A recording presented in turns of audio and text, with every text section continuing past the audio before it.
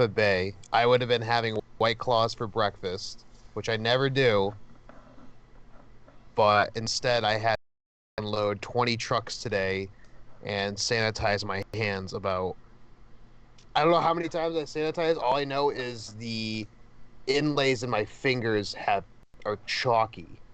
Like if I rub my hands together, I can light a fucking flint with some stick and brush. Like it's disgusting. But oh dude, I was so bummed at work. I went there today, and for some reason, I totally forgot about like our trip to to WrestleMania and everything for like one day. And someone's like, "Hey, what's today's date?" And I was like, "Oh, it's the third." And I was like, "Oh shit, it's the third." I was like, at least it's on for 2 days. But going into that, apparently, to start off with some news and our kind of weekly review and what we're going to be talking about, to speak on WrestleMania, I saw something today on Rumor Roundup on Cage Side Seats that said the Wrestling Observer Radio, Dave Meltzer noted that Rob Gronkowski has been hinted to the grapevine of doing things that people would not expect him to do at WrestleMania 36. I'm not sure if that means he's like, I don't want to say match, but we've seen him take a bump before, right? Was it the Orlando Mania when he helped out Mojo? I'm not sure when it was, but he did like a little push the Ginger, but I don't know. I think it was the one in Orlando. It was like supposed to be like Undertaker's last uh match with Roman Reigns. I think he should have retired then, to be quite honest. But yeah, so apparently we're gonna see Gronk do some things that people would not expect him to do. I'm predicting right now I will put $5 on it. If I'm wrong, I will Venmo you $5. Shooting star press, Lesnar style. No neck break though. I Oh, can see him doing something like that. I don't know about that. I think he's got it in him. I did hear a He rumor got that Lesnar was gonna win, so I think it's already been uh, spoiled. wait, really? Against Drew? Yeah, I heard something. That's the weird thing is that I haven't seen any spoilers at all, which I'm pretty surprised at. But I know WrestleVotes on Twitter, like they're pretty reliable as far as their sources go and everything. And they had some tweet that was something along the line, like this isn't word for word, but it was along the lines of like, we're not going to spoil it for you anyways, like, but you're also not going to believe what happens because it's just, and then they did the face palm emoji, and I was like, great, like awesome, because I think I don't know whether to take that. I mean, obviously, it's kind of on the side of like, oh man, here we go. But I could be wrong. I mean, this could be a good Mania, all in all. But I just wanted to note that from the Gronk for the rumors for the day from Cage Side Seats. Another one we had, which we'll get into his match, obviously, when we do the review of that show. Dave Meltzer also reporting, this is through Cage Side Seats, that Kenny Omega is dealing with a torn labrum and his shoulder is quote unquote all messed up. I know that Kenny had that hand injury. I don't know if it was a work or not from after the tag match with the Bucks they had at Revolution 6 stars, which I thought it was fucking an awesome fucking match. But Matt, did you? I know you and I were kind of switching between NXT and AEW the other night. Did you see the Kenny Trent match? Because I thought it was obviously the best match on the show myself. I was flipping through because I was curious about NXT and how they're gonna perform, but um, I thought I thought both were okay this week. It seems like both of them were kind of struggling. I don't know. Seemed to be a pretty off week for wrestling. Yeah, and that's the thing is that like I mean, well, I mean, we can maybe get into maybe a little bit now, but even I think you're right about that. I mean, I thought the Kenny Trent match was good, but it just doesn't, to me, and especially even with NXT, which we had, a takeover match that was supposed to take place tomorrow night if we were there, with Keith Lee, Donovan Dijakovic, and Priest, the triple threat match. It was weird because obviously I thought it was a pretty good match. But as far as this whole week goes, I don't know about you, Matt, but my opinion on it is it doesn't feel like it's the right time to be having live wrestling shows right now. Everything's just getting so weird. Like yesterday, not yesterday, but 2 days ago, watching like NXT, it just seemed off. You know, like everything just seems off Mm. right now. It's getting really weird. And even Dynamite, I mean, I can't say it was 100%, great. I mean, there were some things that were kind of boring, but I think it's just how it is right now. And that Yeah, with I feel like with what you said go ahead. about the authorities trying to shut down Dynamite being live and all that Mm. stuff, like it's just weird. Yeah, I think that's a good, even though that's a very, common phrase, weird. I think that's the best way to honestly put it. And I think you're right on the money with that. Um, it's such an odd thing because I get what they're trying to push for, like we have to keep this going, like people need to be entertained, and I totally respect them for what they're going for and everything. But at the same time, even though like the Dynamites at Daly's place that were empty, the first they only had two there. I thought those Dynamites were actually really good and really fun to watch. But then when they brought it to like this smaller venue, I was like, this doesn't seem like I don't know. It had a weird taste in my mouth about it. I was just like, this doesn't seem like it should be doing this right now. Yeah, it just seemed kind of blah. Yeah. Well, Bleh. it's like too, like how long are you gonna keep doing these storylines of individuals and trying to keep going and going and going without crowd reactions and all that? Yeah, exactly. And the thing is that like I said, I commend them for what they're trying to, provide us for entertainment, trying to do as far as storylines go and everything. But at the same time, like it's like how I feel at least is like I don't feel like they should be doing anything right now. It's like, okay, just put it on pause for a little bit. Like everything else is on pause. Like why not this as well? And the thing is that like people the question that comes to mind next is like, well, what are they gonna do if they have a weekly show? And it's like, I mean, it might as well just like kind of, I don't know, kind of do like maybe like how in AEW Dark they do like kind of like in between matches it's like Tony Schiavone and Dasha and like they're kind of explaining a setup, the rankings, all that. I feel like if they did a show like that where it was just nothing but replays, at least on Dynamite and even NXT, they could do it as well, and then just have replays but keep the storylines going with just like maybe promos from the performers at home or something like that. I mean, that's just my idea. That could be something cool, but yeah, it's just bleh. It's just weird, especially in that smaller venue. It just seemed like it was like even in the PC for NXT, I was like, this doesn't feel right at all. But it's weird. We did not get a good week of wrestling, for sure, in my opinion. Even though I commend performers, they do stuff we can never think of doing. At least I can't. It just as from a fan's perspective, it is what it is, I guess. And now we have the biggest show of the year taking place tomorrow and Sunday. So we'll see how that goes. Because if we thought this was weird, like this, it could get pretty weirder, especially if Gronk's doing shooting stars. I mean, Um, why wouldn't they advertise them doing something though? Like, are they gonna do it tonight on SmackDown? Who knows? Like, oh are we yeah, I gonna get a forgot SmackDown. showcase of something that he can actually do? I don't know, but That's another thing. I forgot SmackDown was even on tonight as well. It's Friday. Shit. Well, I guess we're gonna have to wait and find out because I don't even know what they're gonna do for SmackDown. I mean, obviously they'll build up some matches for Mania that's coming the next couple days, but at the same time, maybe SmackDown might have been pre-taped as well because from what as we know, Mania's been taped as well. So, but going on from that, as we talked about how we wish Mania was going to get postponed, obviously it did not. It is going to be pre-taped and aired tomorrow and Sunday. Another thing that has been postponed or originally scheduled for May 9th that will not happen as planned is also WWE's Money in the Bank that was supposed to take place in Baltimore.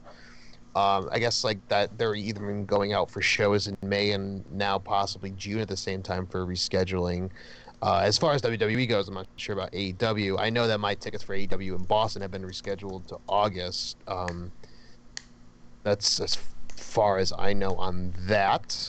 Matt, do you have any tickets for anything else besides what we had for Mania or no? no, I just have the Tickets sitting in my closet for Raw or for WrestleMania, so I don't waiting for the refund to come in. Did they were they like the holographic ones or not holographic, but like the special edition ones that we got for like Madison Square Garden, like that kind of deal? Yeah, it's the same thing. Damn, I wish you should just mail me mine Yeah, well, I will. regardless. Just because like a momentum of like what a love note to wrestling from me. Um, let's see what else we got going on. We're just kind of scrolling through cage side seats right now. Apparently, discussed on PW Insider as well. Triple H mentioning that WWE could do some of WrestleMania live. I don't know how they would do that. Maybe a backstage segment, possibly. I'm not sure. That'd be kind of cool, I guess. But I'm not sure. I'm not. I'm just not stoked on it anymore. And I know people hitting the ropes. Oh, with a zero. Were kind of like, oh, like don't be a sour about it. Da da da da. Going on and on about it. But at the same time, it's like, how can you like? No, I don't say I want to have a sour taste in my mouth about it. It's just kind of like, okay, I guess this is a thing, and it's something we're gonna have to kind of ingest and everything. Um, that could be cool if they do some backstage segments live. I feel like, and especially, I'm not sure.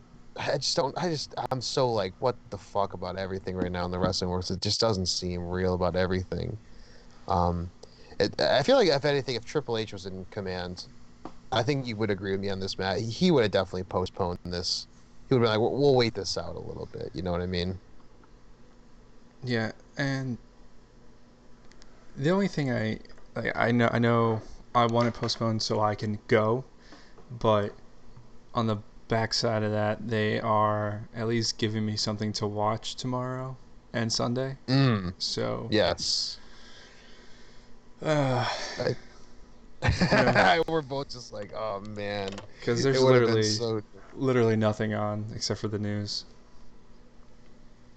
Well, you're also a very big sports guy as well. I mean, the hockey season obviously canceled as well. I know you're a big Rangers fan, and I just started getting into hockey after since like when I was 6, and I'm like, oh great, like that's everything I'm starting to get into besides video games again, getting postponed, and I'm not gonna pay $10 for WWE 2K20 because it's just gonna be nothing but glitches. I don't even think those patches are gonna fix it up.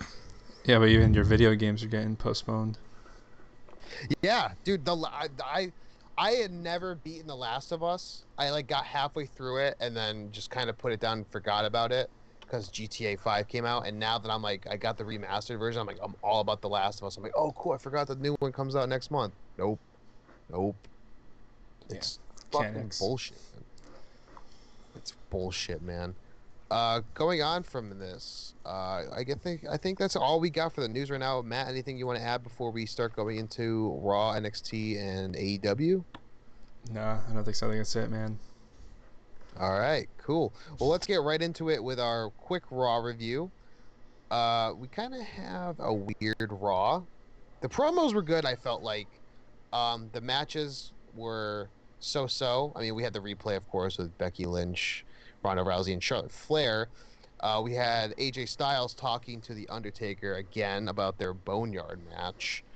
I don't know. The promos were great on this. I just don't know how they're going to make this match to be. I could see it maybe kind of being like a played out movie kind of deal. But I know Cena and Bray Wyatt are rumored to be having that kind of match. If you, Matt, let me ask you this: if you were a promoter and they said you got to book a Boneyard match, how the hell are you doing it? I don't know. Maybe like a bunch of props, like caskets and fake bones and shovels and stuff. Something to fit the Undertaker's character. Or maybe Yeah, like since Undertaker's from Texas, even though he's built from Death Valley, maybe like the parts the unknown. the bull head or whatever, like the skeleton of that, like the skull of that. Yeah. Use some of those props. I have no idea, dude. Is that one on tomorrow or is that one on Sunday? I haven't looked at the rundown yet of when they're airing the matches because people said take it with a grain of salt. I skimmed over it once when I saw it on Twitter, and people were saying take this with a grain of salt. this is probably going to change right away. They're rearranging everything, so honestly have no clue. But I would assume that this would go on tomorrow as one of the headlining matches. Um, it's weird because I think I would rather them do. Well, they can't do a buried alive match because it's PG era.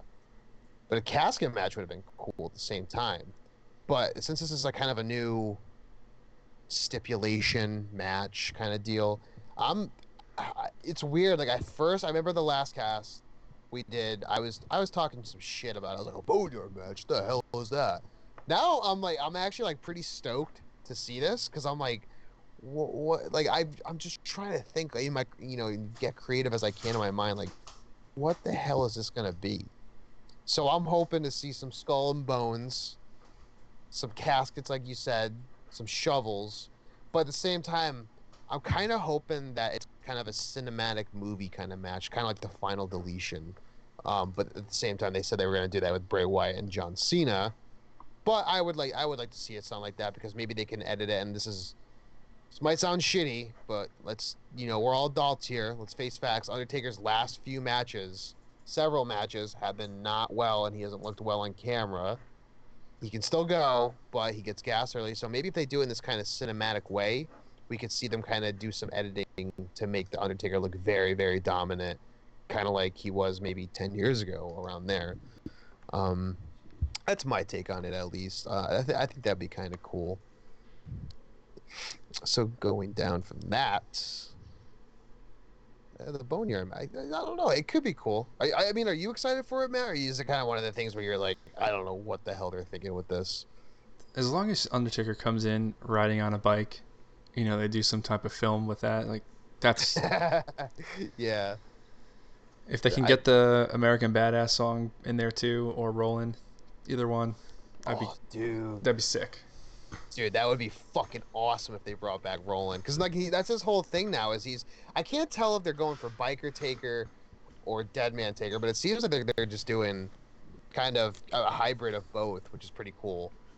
Because I've always been a fan. I know people gave Biker Taker a lot of shit back in the day, but that's kind of when I got into wrestling was Biker Taker, and I didn't really I didn't discover Undead Taker until a couple years after. So this hybrid I think is like massively cool. That's the thing though, if he comes out to Roland, you and I are definitely Colin too. We're gonna mark out in the tech group chat like, oh shit, they're playing Limp Bizkit. So going Yeah. back from that, or going on from that, excuse me, we had a match: Aleister Black versus Jason Cade. Of course, it's making Aleister Black look strong as always. But just a quick squash match, I thought. But Yeah. it was a weird night of wrestling at the same time. It was a waste. I mean, have you seen anything about? Because I know Bobby Lashley was quarantined. So does this mean Aleister is off the card? Or have you heard I have anything not about a new heard match? I have not heard any changes to the cards, which have been some of the complaints of people. It's like Roman Reigns, for instance. They're saying that he's not going to participate, right? Unless they already filmed the Goldberg match. They're still advertising it as the match with Goldberg. So who knows Yeah. what they're doing? And if they're not giving us the most up to date card, that's kind of shitty. Yeah, I know that Triple H was speaking on Sports Center, and he said and this isn't quote for quote, but this is pretty much what he said was that Roman Reigns' angle, because he's not gonna be going against Goldberg, he's gonna be written off the storyline or replaced in a very interesting way. He said so. I'm excited to see that, but we haven't heard anything about Black and Lashley at the same time. But then again, it could have been filmed already, and Lashley was quote unquote quarantined later on. But as far as this match went, just your regular squash match, excuse me, making Black look good as always. It's weird. Let me ask you this, Matt. It was when Lashley got announced as his opponent, I was kind of like, what the hell is this? Like, I don't want to see this because I mean, we all know Lashley's a great, phenomenal performer. Just his character and creative sucks. Who would you have put Aleister Black in, even though the pool is pretty thin right now on the roster? I mean, if he didn't have a story, I wouldn't put him on anything, to be honest.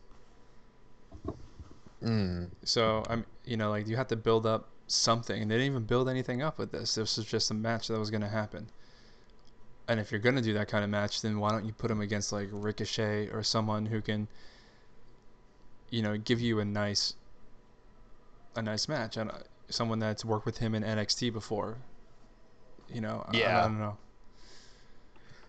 No, I completely agree with that. It was weird because If I think like if an, wrestling is built on stories. So if there's no story, then sometimes yes, you will have a very good match, and you don't even need a story to tell that. They're gonna put on the story in the ring, right? Some wrestlers call it, but a lot of great matches have some type of background to it that make it even bigger than what it's supposed to be. yeah, no, I completely agree with you 100%. And it was weird because like even this whole buildup for the past year with Aleister Black, there was no. I mean, obviously the Buddy Murphy, matches were great, and the story there they told was great, but then it just led to nothing Yeah, with Aleister Black, and now it's like, well, what the fuck is he gonna do now? And I think even if this coronavirus, changing the whole card around, even if this never happened, it's like, what were they gonna do with him? Like have him in the Andre Memorial Battle Royal and have him win it? You know what I yeah, mean? It's they're like not even doing that this year, right? I honestly don't even know if they're having a pre-show or not. So I guess we'll have to wait and see about that because I haven't heard any word on that at all from any of the the backstage kind of dirt sheets and all that. So I guess we'll see about that. Going on from there, we have Street Profits and Kevin Owens versus Seth Rollins, Austin Theory, and Angel Garza.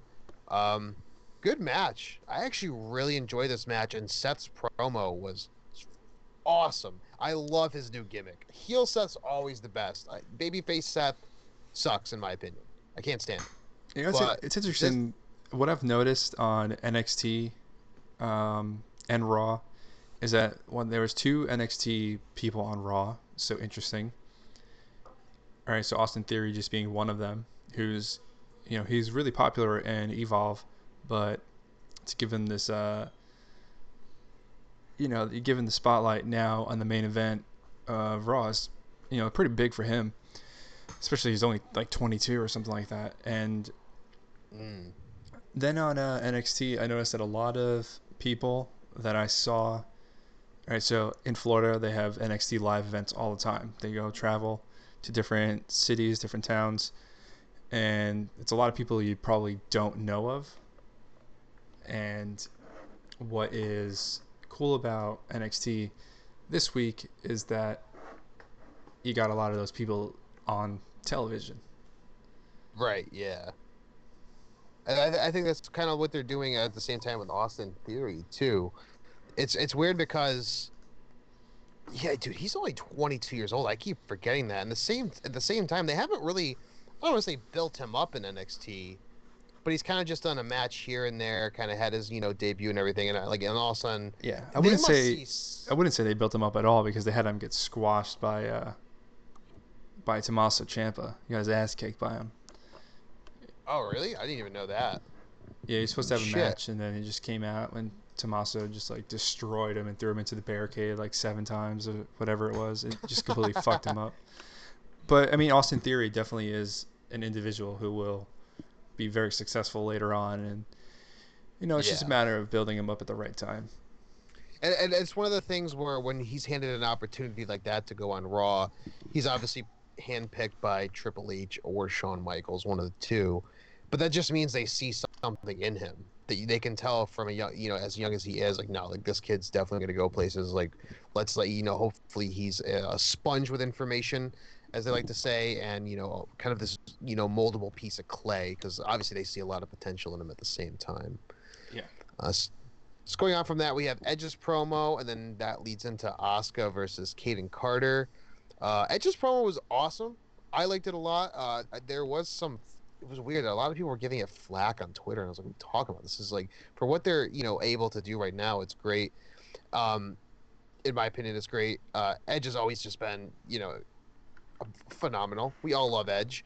Um, I think, and I'm going to predict this right now. Edge and Orton is going to be the match of the weekend. I mean, in yeah, my opinion. it's either going to be that one or I think it's going to be Taker and Styles. Ooh, really? You think Taker Styles? I think they might put on a really good match, even though I have no idea what a Boneyard match is, so. Yeah. Well, I think out of the two, I would probably. That's the thing though. Because like I'm obviously Edge and Orton is going to be in the ring, kind of like the regular wrestling match style. But at the same time, AJ can make anybody look fucking awesome, phenomenal, if you will. So I haven't even thought about that. That could steal the show as well. So now that you point that out, man, like that you're right. Those might be the two matches of the weekend, quite honestly. But I digress. I digress. We got to keep moving along. Um, Asuka looking strong as always. I think It was funny because you and I were talking. We're like, dude, like she's such a gem. And obviously with Carrie Song not being around, she's kind of back to her singles competitor ways. I would like to see Asuka back not in the tag title division anymore. I want to see her become Raw Women's Champion again. I so want to see her because she's so charismatic, and even though she talks Japanese in her promos, that's what makes her her, and you can tell she's having a lot of fun with that. And I know you were touching on that as well recently, and we're like, dude, like she's just like too good to be true right now. Yeah. But I mean, um, I'm not sure. Did they just leave Kyrie Sane out just because of social distancing and there's no reason to put her out there? They had this match just because Alexa Bliss called them out and they're going to do their tag match at WrestleMania. I forget what their whole angle is, but Yeah, if they do have Asuka and Kyrie drop the titles to Alexa Bliss and Nikki again, then where do they go after that? And I just hate to see them just get pushed away to the side and completely forgotten about, except for the fans who are going to be sitting there wondering, what are they doing with Asuka? What are they doing with so and so? right, exactly. I completely agree, and I think you kind of put the cap on that because it's kind of what a lot of people are thinking at the same time, myself included. So going on from that, of course, we had the Brock Lesnar Rey Mysterio replay with Dominic running in. I enjoyed watching it. I know it's not really part of the show, if anything, but I just enjoyed watching that. But that led into Brock Lesnar's promo, or excuse me, Paul Heyman's promo with Brock Lesnar in the ring, which I thought was one of the best Paul Heyman promos you could have done. The silence, especially within the, I don't want to use the term arena, performance center. Let's go with that because that's what it is. Um, the deafening silence added a lot of awesome points to his promo. And I remember tweeting out, or I think I put it on our Instagram at Hitting the Ropes. Shameless plug. I put this is an ECW worthy promo, and you can't deny that.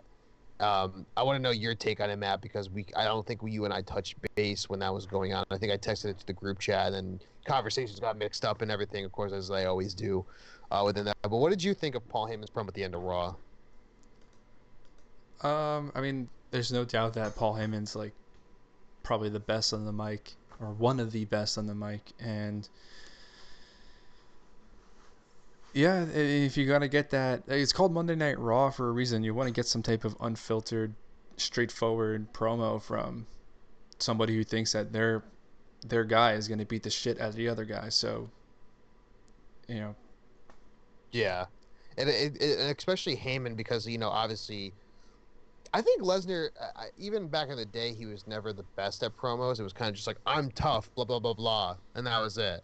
But yeah, Heyman unless definitely gives some levity and some weight to it at the same time. yeah, and then I think that's what a good manager does, right? They're going to be the one who's going to talk for the individual they're with. The same thing with Zelina and Andrade, or Zelina and whoever she's with. She's on the mic and she's talking shit and boosting up her competitor there, and then they go in the ring and they kick ass and they back up the words that she's saying. That's what I like to see from a good manager. So Yeah. um, Paul Heyman has done that time and time and time again, and obviously his main guy being Brock Lesnar. So Yeah, absolutely. So going on from that, let's just dive right into NXT, keeping it related with WWE. We have the Velveteen Dream defeating Bobby Fish in a singles competition. Uh I watched it. It was good. It was some it was weird, especially with the Velveteen Dream out of anybody who gets the best crowd reactions and knows how to make a crowd pop. It was so weird seeing him wrestle in a match with no crowd and no sound besides the two in the ring. Even though I thought personally the match was good, it was just so fucking weird, dude. I was like, this is like especially when he was like doing like his like kind of taunts and stuff. Usually that's when the crowd would be like, oh, here it comes, or or whatever. And this time it was just I don't know, and I just don't know. It was super weird. Did you enjoy it, Matt? Did you watch that match at all by any chance? I flipped back and forth between that one and the Omega match, and like it's a good match, but I wish that we had the same build up to like what is Velveteen going for right now. He keeps saying that he wants to be in the NXT Championship picture against Adam Cole, so he's got to Mm. go through everybody in the Undisputed Era. But what match were we gonna have? Who is Adam Cole even facing on Saturday? I don't even know. Is Like who was the he? original? Who was the original guy that he was supposed to face at Takeover? Oh, like you're saying if everything went according to plan? Right. I think it would have been Velveteen Dream, but at the same time, they had such little time to build it up because usually you think of like a NXT Takeover on Mania weekend title matchup for at least 3 to 4 months. Yeah, they didn't really build up much to that point, and I understand like the way that Triple H is trying to coordinate it now, right? So we had to remove everything from Takeover. They're now doing WrestleMania in 2 days. So instead, we're gonna put all of our NXT Takeover matches on Wednesday night on USA live television, um, or maybe it's not live. It's probably gonna be pre-recorded, but whatever. Yeah. But you'll be able to watch it on without the WWE Network subscription, as long as you have a cable provider. Yeah. But what matches are we fully going to get now? We know there's a ladder match for the women's championship, or a ladder match to face The number the one yeah, to be contender. the Yeah. number one contender for the women's championship. All right, so you got to get through NXT's women's championship match with Charlotte and Rhea Ripley, then figure out who's going to be in that one. The North American Championship match already happened. What's going on with the Tag Team Championship match, and then what's going on with the NXT Championship. So we know Ciampa and Gargano are just facing each other back and forth. Where does that storyline lead us to? There's just a lot of questions that I hope they fill in the answers in the upcoming Wednesdays. Yeah, absolutely. And that's the thing is that like you have to think like would the Velveteen Dream if do you think if he was in the title picture if everything went according to plan would you want to see him go over and win that title? Do you think that would be the right time or would they have to build it up for like maybe a little bit more? Honestly, probably need to build it up a little bit longer because right now you have Adam Cole, who's the longest reigning NXT champion, and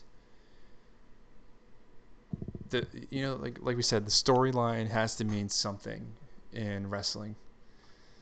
I get Yeah. it. Like sometimes you don't need a storyline fully, but even like just compare it to Dynamite, right? Moxley Hmm. just slowly building up all the way to the top of the number one contendership. Even though he wasn't really involved with the inner circle, at a certain point, the story kicks in and he has to go against the inner circle. And then eventually he Right. takes the title.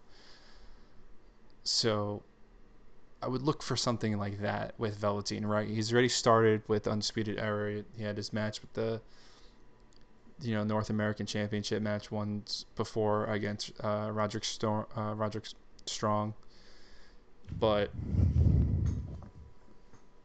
I don't know. It just seems like everything's falling apart.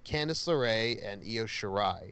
That right there is a stacked card. That's going to be a really good match, in my opinion. Um, I mean, now that I look at it, I kind of want Io Shirai to win. Sorry, Chelsea. I think Io Shirai deserves to be women's champion, especially after her run last year when she was trying to get it from Shayna Baszler. Yeah, but I mean that's who should win and who you think is gonna win, and who WWE wants. It's I don't know. This is the down episode where it's just like, nope, let's step back to Every, reality. every Folks. answer is I don't know. Who of those six, Matt, would you like to see go over? Um, Do you want me to repeat the entrance again to refresh your mind? yeah, just then this is given that I had to choose between Charlotte or Rhea too. So who's in it? So in it we have Dakota Kai and Tegan Knox, of course, former tag team partners. So Dakota Kai, Tegan Knox, Mia Yim, Chelsea Green, Candice LeRae, Io Shirai. I'm picking Io Shirai. Yeah, who would I want to win? I would want Candice LeRae to win just because she's a hard worker and she's never won the championship. And, Okay. just to change things up a little bit. But with the uncertainty of what's going to happen with Charlotte and Rhea, I'd like Rhea to just keep winning and maybe face some of these people like, like Io Shirai or anybody else. Yeah. Really. Do you feel It's like tough. yeah, no, it is. It's exactly tough. Do you feel like I think I might be picking up on what you're trying to say. Do you feel like with Rhea, you want her to retain against Charlotte? Would you want to see Rhea just be a long lasting champion, kind of like Adam Cole is right now? I wouldn't mind that, or at least see. Here's the thing about length of champion. Like for me, the length of being a champion doesn't really matter as much. Say you lose it, but you win it again. I like those kind of stories. Like, oh, I was champion once, and now I'm gonna rise from where I was before, and I'm gonna show you. I don't want I know they got rid of the um, rematch clause in WWE. It still apparently exists in AEW, according to Chris Jericho. But I wouldn't want to see a back and forth like, oh, I lost my match, so I have my rematch, and then I'm going to win my rematch. Well, now that champion that just lost has their rematch clause, and then they can win again. I wouldn't want to see a cycle of just over and over and over and over again. But maybe I would like to see a story of someone falls and then they have to build back up and win again. Yeah, no, I completely agree with you on that one, man. So then we go to our main event, the North American Championship for NXT. We have Keith Lee defeating Dominik Dijakovic and Damian Priest in the triple threat match. I thought this match was awesome. I actually really liked it a lot. It was just super weird to see a takeover style or a takeover tier match with commercial breaks. That just got me like right away with this because as soon as they went into the doing like 3 or 4 spots that I thought were great, then it's like we'll be right back on USA, and I was like, what the fuck? Like, wait, what? And I was like, oh, that's right. Like Yeah. they're not The having one thing I felt takeover like right this now. match was missing was close calls.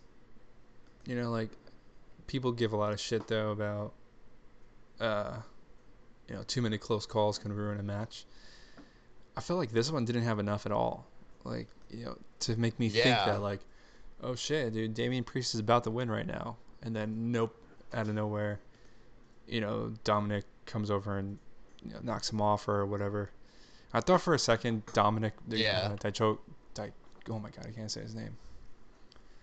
Dijakovic. Dijakovic was gonna win the match, and then Yeah, now Keith Lee won. So, what story? Again, going back to the storyline, what story is that gonna build up for Keith Lee?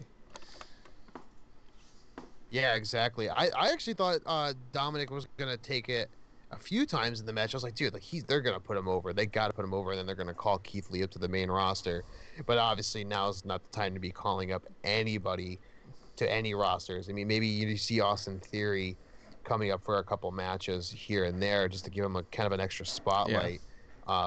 But yeah, I was like, there's no way. I actually had to convince my mind a couple times. Like, I don't know, man. Dijakovic might take this one, but obviously in the end, they don't want to move Keith Lee up right now. It's just not the time to be doing any major changes like that, in my opinion. Yeah. But like that's like Dijakovic and Keith Lee are two people I would like to see kind of have that title back and forth. You know, contradicting what I said about Charlotte and Rhea or whoever's going to be the NXT Women's Champion, because those guys just put on such great matches. I can watch them over and over and over again, which we have on Yeah. NXT. Like every time they put on a match on NXT, it's like ridiculously good. Yeah.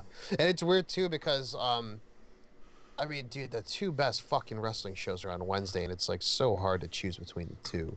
But I mean, I'm usually an AEW guy. I mean, dude, NXT, like I love NXT, but I think it's just because of the hype surrounding AEW right now. I kind of want to see what happens, and from its inception and everything. Um, but yeah, no, I totally agree with you on that as well. But speaking of AEW, we're gonna go right into that real quick.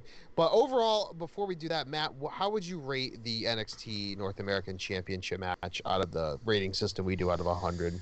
Probably like a 85. It wasn't Keith Lee and Dijakovic's best match together. Although there was like really Yeah, cool spots, and the addition of Damian Priest adds some really cool aspects to it. But I think in terms of like their matches together, this one was like not as good as some of the other ones we've seen. Doesn't mean it wasn't enjoyable. Just wasn't up to yeah, par with some of the other ones that we've seen. yeah. No, I completely agree with you on that. It's funny because looking back at it now and kind of having a more way to look at it from stepping back and kind of digesting it. I would give it around an 84, 85. So yeah, I can agree with you on that. I feel like if this would have taken place at a takeover with an arena full of fans, it would have been a totally different match Oh yeah, though.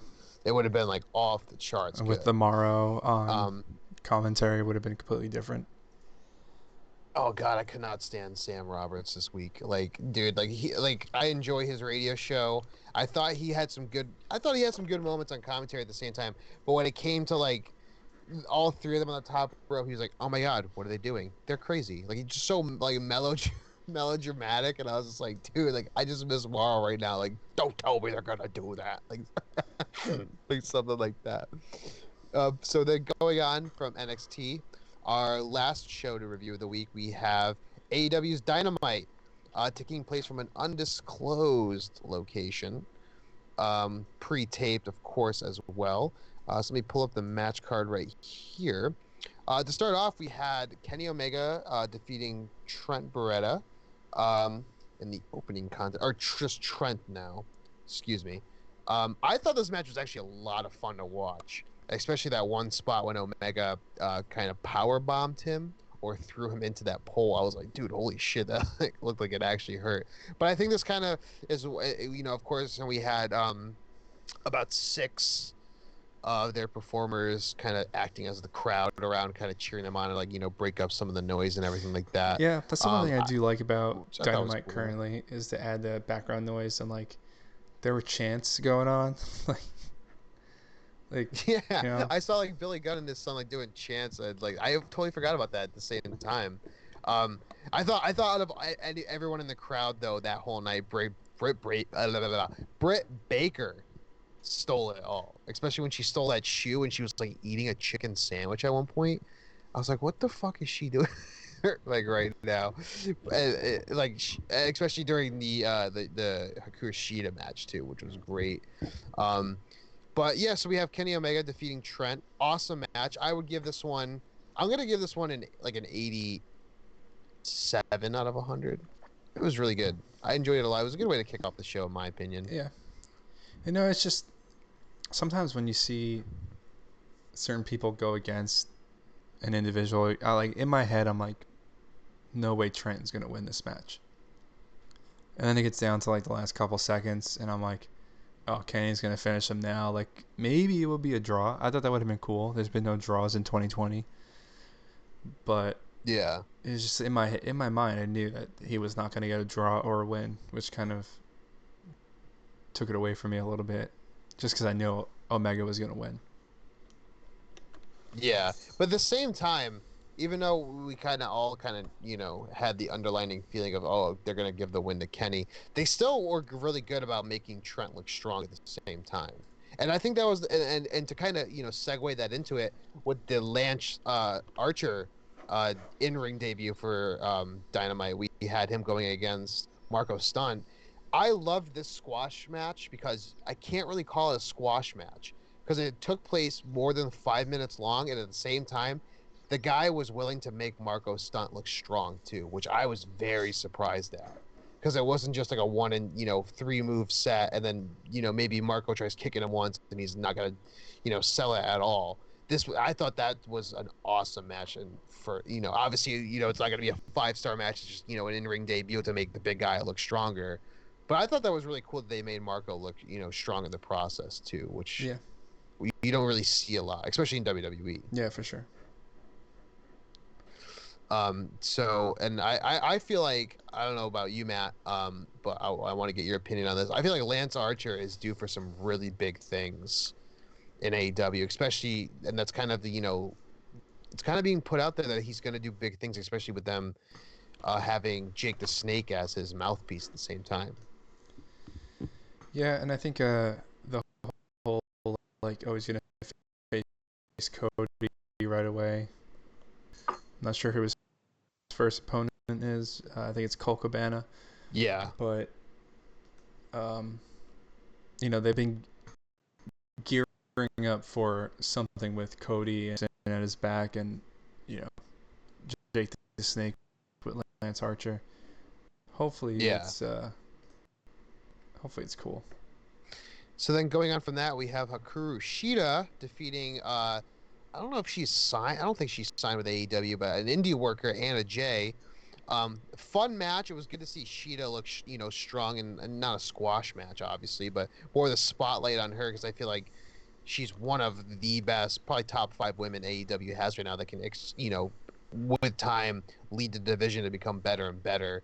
Um, cool match. It was definitely cool to see the story between her and Britt Baker kind of get, beefing with each other in the crowd and everything. Matt, do you see Shida in the title picture in the coming months by any chance?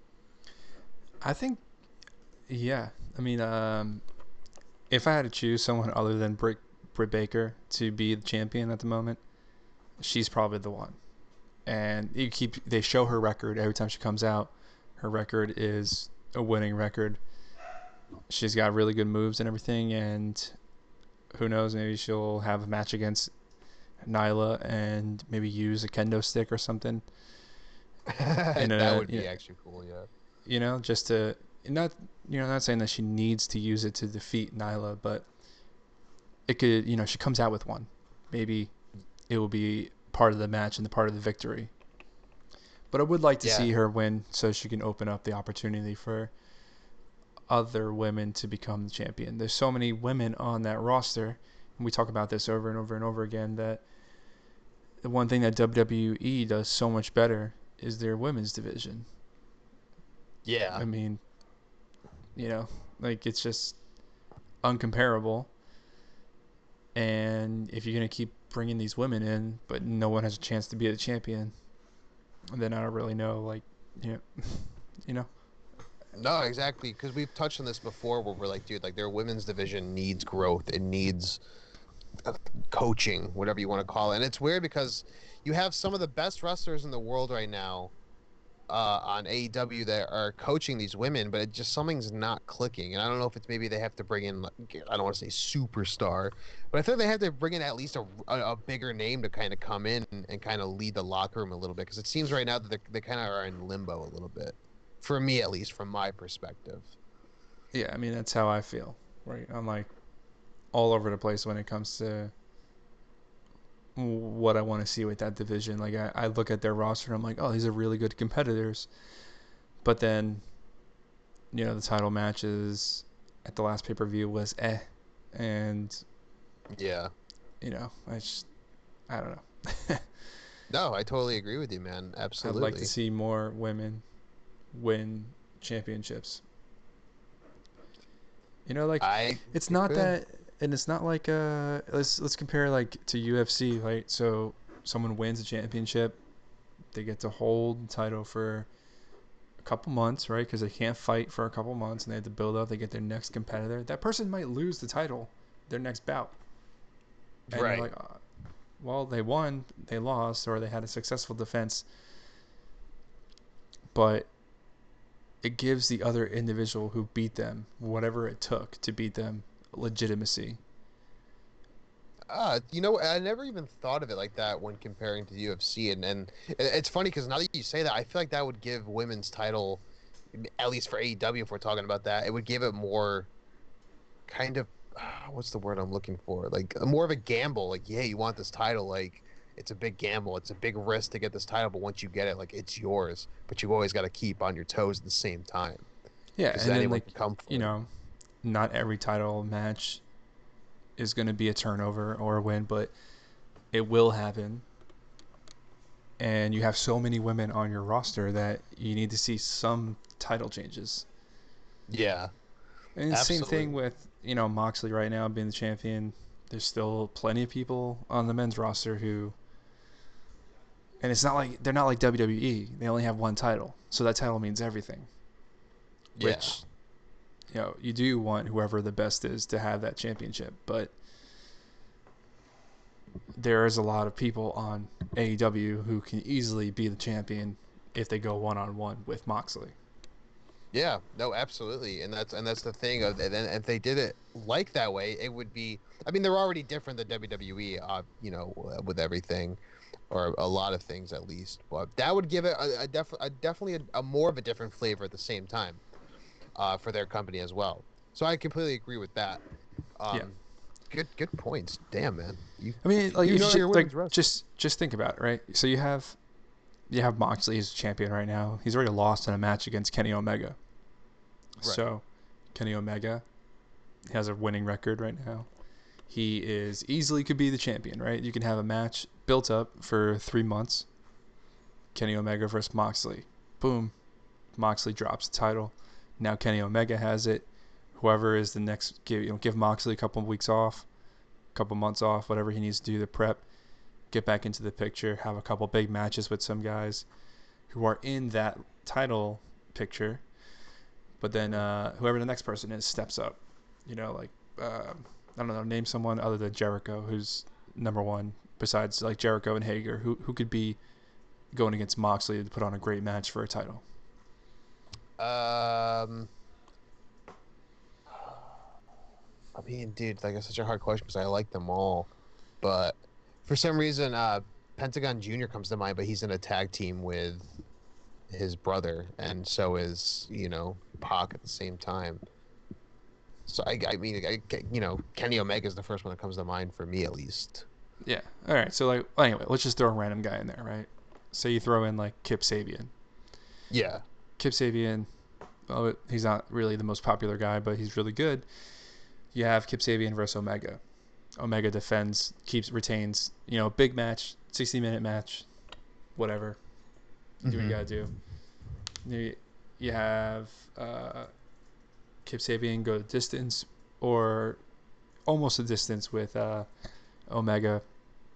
It adds legitimacy to Kip Sabian as an individual. Who knows? Yeah. Maybe he'll be the TNT champion down the line. And then Omega faces Jericho again. Jericho beats him, wins Jericho's title again. Boom, bring back in Moxley. Moxley's champion. I don't know. Just keep going through like these cycles of using your ranking system and building up the 3 month blocks that UFC and MMA does with all these promos and everything. You got Hangman, who can also be, he was in that first title picture. Throw him back in a title picture. Cody is not allowed to be the world champion apparently, so who knows what that deal is now. So it's Yeah. just Well, Sean Spears have a I good feel like heel. I feel like Jericho was kind of doing like giving legitimacy, with his title run at the same time. If you look at what he did with like Scorpio Sky and Jungle Boy, Like now that you mention it, like he kind of, I'm sure, well, he's a veteran at the same time, so he knows like, hey, if I'm gonna hold this title, like, yeah, I want to be untouchable for a while, but at the same time, I got to give back to the other guys who were trying to make, get some credibility and make a name for themselves. Right. Yeah. And that's what he should do. And then when you need to, you have him switch it up a little bit and give the other guys a break.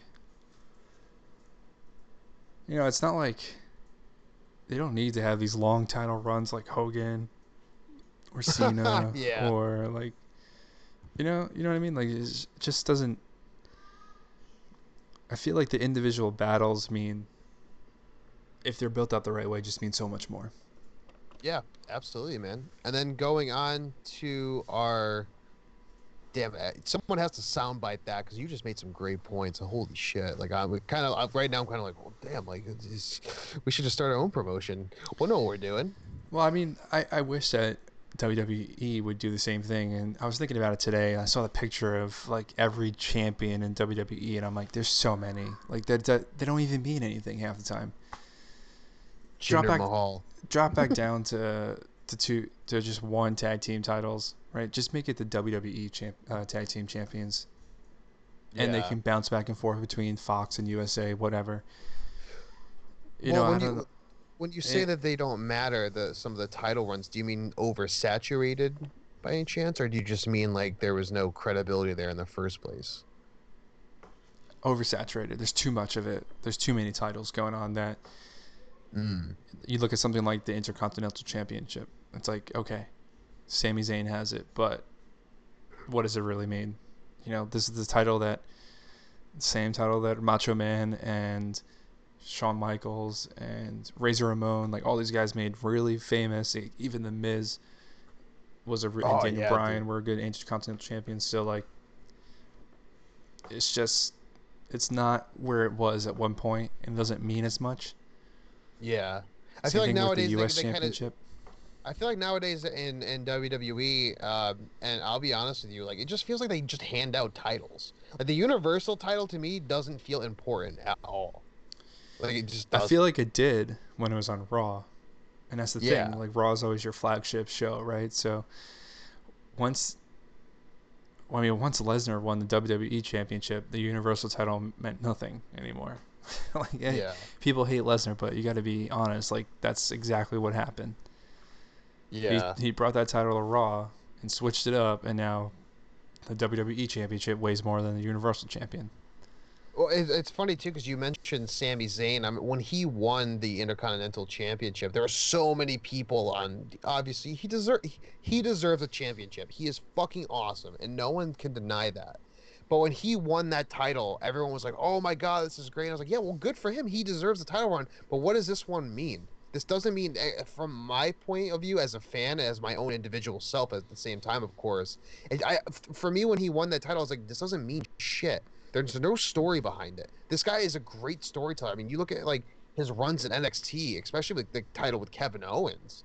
They could tell a story like nobody else. Even when they got called up on the main roster and they had their trilogy together, they could tell a story like nobody else.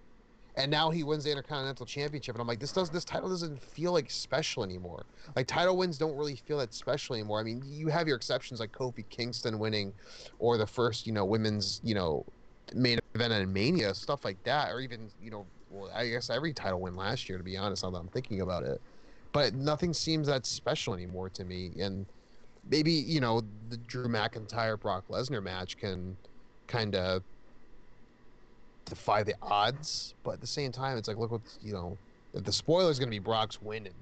And even if Drew wins, it's like he did it all for what? That all those 10 years of coming back and building himself up to an empty arena. You know what I mean? Yeah, So it's.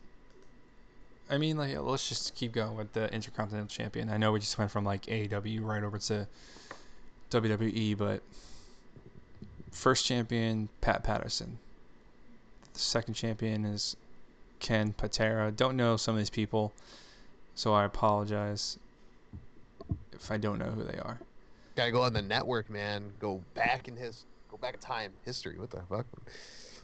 Yeah, Who would you say on that list is the first credible? If you're looking at it, who is the first credible or most well known Intercontinental Champion that you know for the earliest one you would say. I mean, Pat Patterson's like pretty popular, of course, but like nowadays in the fans' eyes, he's not really known anymore. So there's a couple in a row that are like you'll listen to this list and you're gonna be like, oh, okay, like there's a lot of people. So about after 1984, it starts to become probably a title that you would see a lot of people actually try to go for, right? So you got Tito Santana. Okay. Let's say after 1985, because I don't know who Greg Valentine is, but You know Randy who Greg the Savage. Hammer Valentine's is? Oh, damn, he's awesome. Well, I guess you do. So you can add it to your list. But Tito Santana, Randy Savage, Ricky Steamboat, the Honky Tonk Man, Ultimate Warrior, Rick Rude, Ultimate Warrior again, Mr. Perfect. Don't know who Texas Tornado is, but he only held it for 84 days. Mr. Perfect, Bret Hart, the Mountie, Roddy Piper, Oh God. Roddy Piper, Bret Hart, British Bulldog, Shawn Michaels, Marty Jannetty, Shawn Michaels, Razor Ramon, Diesel, Razor Ramon, Jeff Jarrett again, Razor Ramon, Jeff Jarrett, Shawn Michaels, Dean Douglas, Razor Ramon, Goldust, Ahmed Johnson, Mark I was Mero, waiting for Ahmed Johnson. yeah, Mark Mero, Triple H, Rocky Maivia, Owen Hart, Stone Cold, The Rock, Triple H, Ken Shamrock, Val Venus, and then it starts going to the Attitude Era, so it's going to be like everybody, we grew up watching. Yeah. Ken Shamrock, Val Venus, Road Dogg, Goldust, The Godfather, Jeff Jarrett, Edge, Jeff Jarrett. Jeff Jarrett had a lot of reigns. D'Lo Yeah, I was Brown, about to Jeff say. Jarrett, China, Chris Jericho and China, Chris Jericho, Kurt Angle, Chris Benoit, Chris Jericho, Chris Benoit, Rikishi, Val Venus, China, Eddie Guerrero, Billy Gunn, Chris Benoit, Chris Jericho, Triple H, Jeff Hardy, Triple H, Kane, Albert, Lance Storm, Edge, Christian, Edge, Test. I mean, everybody I'm listing here, I'm like kind of rambling off, but they're all pretty big names. Yeah. William Regal, Rob Van Dam, Eddie Guerrero, Rob Van Dam, Chris Benoit, Rob Van Dam, Chris Jericho, Kane, Triple H. It was unified when Triple H won the heavyweight championship. All right, so then it was brought back in 2000. So in 2002, it was unified with the World Heavyweight Championship, and then it was brought back in 2003. Christian won it. Booker T, Christian, Rob Van Dam, Chris Jericho, Rob Van Dam, Randy Orton, Edge, Chris Jericho, Shelton Benjamin, Carlito, Ric Flair, Shelton Benjamin, Rob Van Dam, Shelton Benjamin, Johnny Nitro, Jeff Hardy, Johnny Nitro again, Jeff Hardy, Johnny Nitro and Jeff Hardy had some pretty good matches against each other back in the day.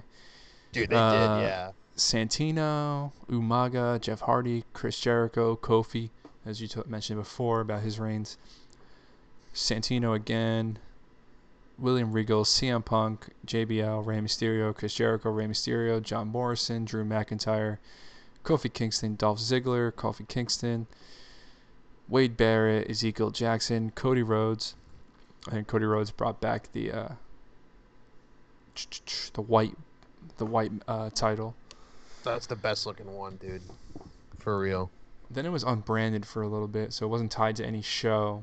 But Big Show, Christian, Cody Rhodes, The Miz, Kofi Kingston, Wade Barrett, The Miz, Wade Barrett, Curtis Axel, Biggie Langston, Bad News Barrett, The Miz, Dolph Ziggler, The Miz, Luke Harper, Dolph Ziggler, Barrett. Oh, that's right. Luke Harper had it for a little bit. I forgot about that. Yeah. Bryan, Ryback, Kevin Owens, Dean Ambrose, Kevin Owens, Zack Ryder, Miz, Dolph Ziggler, Miz, Dean Ambrose, The Miz, Roman Reigns, The Miz, Seth Rollins, Ziggler, Seth Rollins, Dean Ambrose, Bobby Lashley, Finn Balor, Shinsuke, Braun, and then Sami Zayn. So for a title that has so many people that from 1984, 1985 on, you would recognize their name, something's got to, you got to put a higher stake on this title. Yeah. Everybody that we listed, most people would know who they were. It's weird because even though you and I keep up with wrestling, and of course Colin who's not here with us right now. Um, like as much as we keep up with wrestling, I don't really watch the main roster WWE stuff that often until it's like maybe Royal Rumble Mania season because it's not giving me what I want as a fan currently. But there was a little bit for a couple months. I totally forgot that Shinsuke was Intercontinental Champion. I was like, oh wait, totally forgot. I even forgot that they made a new belt design and everything, because Yeah, that's how much the weight of or the legitimacy of the Intercontinental Championship has kind of tapered off and lost steam. yeah, and then And like just look at like the list of like number of reigns, like right. So we're talking about you could win a title and over and over and over again. It's still gonna mean it's a great title. The people with the highest reigns of this title: number one, Chris Jericho with 9 reigns. The Miz. This is just a WWF or WWE, WWF/WWE title. The Miz with 8, Ziggler with 6, Jeff Jarrett with 6, Rob Van Dam with 6, uh, Triple H has 5, Wade Barrett has 5, which I almost don't believe. who But was number one? You said it was a Jericho with 9. yeah, Jericho has 9 total reigns. He only has 311 combined days, which is not a lot compared to like some of these other wrestlers. I mean, Triple H has 196 and he has 5 reigns, but some of these guys have a lot of total combined days. And then, there's like the combined days recognized by WWE, but number one is Pedro Morales, who is an older wrestler, Puerto Rican professional wrestler. And that's back when like WWE was WWWF, Yeah, that's back Worldwide when they Wrestling. would put the belt on Bruno Sammartino for like 10 years straight. Yeah. His 617 days, and then The Miz has total of 592 days, which I would assume The Miz will one day beat and have the most combined, days, which he I would deserves hope totally. so. Yeah, no, I would hope so because a couple of years back when he was the title holder, dude, he was such a good Intercontinental Champion. Especially that match he had at Mania 34 with Balor and Seth Rollins. Like, dude, that was such a fucking awesome opening match. Like, he was such a great champion and brought a lot of he brought like legitimacy back to that title for a little bit. And it was all because of him. And I remember the Raw after Mania, or was it the Raw after Mania pro? Or it might have been the week. Yeah, it was. It It was was the on night Talking after. Smack. He wasn't even on the show on SmackDown, and he was on Talking Smack, and then he went out there and he cut that promo against Daniel Oh Bryan. yeah. I forgot about that. That's like considered one of the like best promos of like all time too. And that was just like on off the cuff, like just like going for it. Damn, I forgot about that. Um so going from all this, I think obviously we have a lot more followers, especially on our Instagram, if anything. So this brings a lot of new wrestlers, or excuse me, wrestling fans. We have a few wrestlers that follow us at the same time. I know Brian Cage, I've just realized, follows us back, which is pretty fucking cool in my opinion. Um, so to kind of give a short story, Matt, I think this would be kind of fun because we were talking about it before we started recording of how maybe some of these people want to know how we got into wrestling or our earliest memories of wrestling. Matt, your earliest memory of wrestling, do you remember it? What was it? What match was it? Can you give us anything? My earliest memory that I actually remember, I don't know if I remember this because I was a child, I was a toddler, but I know that there was a VHS recording of my grandmother's house. I was in my little playpen with my brother, and well, this is how it all starts, right? This is how I get into wrestling. Here we go. Hell yeah. All I know is that it's panning or whatever to the other side of the room. My uncle is watching TV in the kitchen because there's a TV in the kitchen in my grandmother's house, and he's watching Bret Hart on television. I just know, like, I remember looking back maybe like 15, 20 years ago. So I'm Hmm. 29 right now, so like, I might have been 9 years old looking back on this, but looking back on a video like that, that was when I knew that wrestling was handed down to me. Then my earliest memories would be Attitude Era for sure. I'm born in 1991, so right around 95, 96, 97, and then eventually 98. Like, you're looking at me being 4, 5, 6, 7 years old Yeah. into wrestling. And then, right when you had WCW and WWE, you could be watching both. I remember watching, the night that. Yeah, I remember watching Raw every Monday, but I was only allowed to watch it till 10 o'clock. And if my parents didn't catch us, like they didn't tell us to go to bed at 10 o'clock, my brother and I would watch as much as we could from 10 to 11 before my mom cut it off. And then I had to hear from my friend like what happened the next day. I remember every Tuesday growing up for me as a kid when I got really into wrestling, which was, the early 2000s and the mid 2000s. Every Tuesday I would show up to school fucking so tired. And all my friends like, why is it every Tuesday you're tired? I'm like, I just stay up for Raw, man. It's a 3 hour show. I'm just like, oh, That okay. was 2 hours So that back then. was it 2 hours back then? Well, then maybe, I don't know. When did they switch over to three? It It was might have like been later. only like 8 years ago. Oh, okay. Well, then never mind because maybe just I was a fat kid, so I was just tired from eating like garbage all the time and shit like that. It was on 9 Uh, to 11. Nine. Well, that okay. Then that's why 9 to 11. Never mind. I thought for some reason it was 8 to 10. No, no. Then I am correct in my statement. Um, that's a good early memory to have is Bret Hart. To be Yeah, quite honest, I I never even was around for or remember Bret Hart myself. I remember PlayStation too, like man, there was like WWF Attitude, but also there was WWF Warzone. I don't know which one Oh came out yeah. first. I think Well, it's Warzone it's. came out I think first. I think Warzone did come out first. Yeah, Warzone definitely came out first. That was like 1998, I want to say. Yeah, let And me No see. Mercy was Yeah, 99 or 2000. 98. The sequel. Oh no, the game was a followed by a sequel, WWF Attitude. So I remember playing both those games, but in addition to that, I remember one with like Doink the Clown, Hmm. Bret Hart, Undertaker, and some other ones too. Well, it's funny you say that with video games because I thought before I was gonna say this now, my earliest memory of actual consciously watching wrestling was the Royal Rumble 2000. But now that you just remind me, I remember when N64 WCW versus NWO. My older, I guess, cousins or something like that. There were some relatives I had would always play that, and I was like, it must have been 1996, like around there, or something like that, or 97, and they would play this constantly and constantly, and I would be like, what's this wrestling stuff? And I never really got what wrestling was, but now that you mention that, that's literally my earliest memories of wrestling. It's like 1997, so I Yeah, must have been like 4 years old around there, and I remember the start of the video game, it was like some semi truck, and then all of a sudden, like stings in the headlights, I believe it was, or something like that. So now that you say that, that's my earliest memory of like, at least for a video game with wrestling. But my earliest memory of wrestling from constantly watching it, it must have been, it was, yeah, it was like 2000, it was April 2000, because I was having like my seventh birthday party or something, and it was Phantom Menace themed because that's around when Phantom Menace came out. So I still am a huge Star Wars fan, except the new trilogy. Um, I remember it was a Phantom Menace theme party. My mom was like, "Hey, you can have some friends sleep over, whatever."